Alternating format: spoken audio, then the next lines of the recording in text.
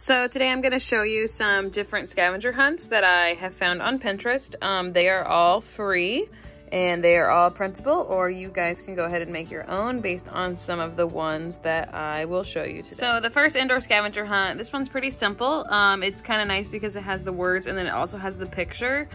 So something that goes on your head. And then I like this one, 3 stuffed animals, something yellow. So this one kind of works with some of your different areas that your kids might be learning. Books with numbers, something round, so it talks about shapes and colors and counting. And then 2 things that are blue, and something one that you can use that might be a little trickier for some kids, but a good idea to work on some counting. So this one is count how many clocks you have, or how many you can find, how many keyholes, how many doors, how many pets, how many pairs of socks. In my house, that would take a really long time. But you know, going through forks, maybe not knives, you know, modify based on your child.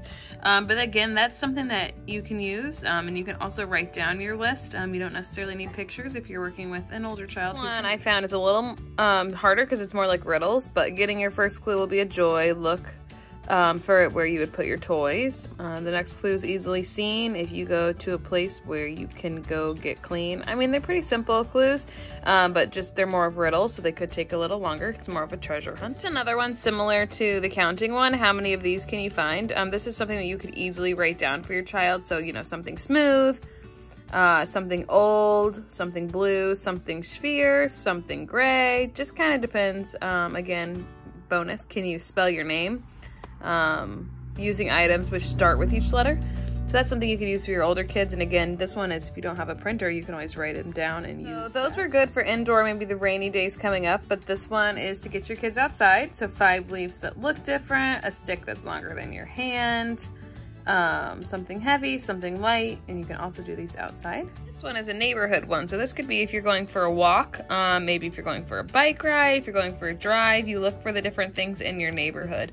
So they have, on this one particularly, they do a written version, and then they also have a picture version. So looking for a blue door, a birdhouse, sidewalk chalk, looking for a cat, a red car, a for sale sign. So this one's kind of fun if you are getting out and about in your neighborhood.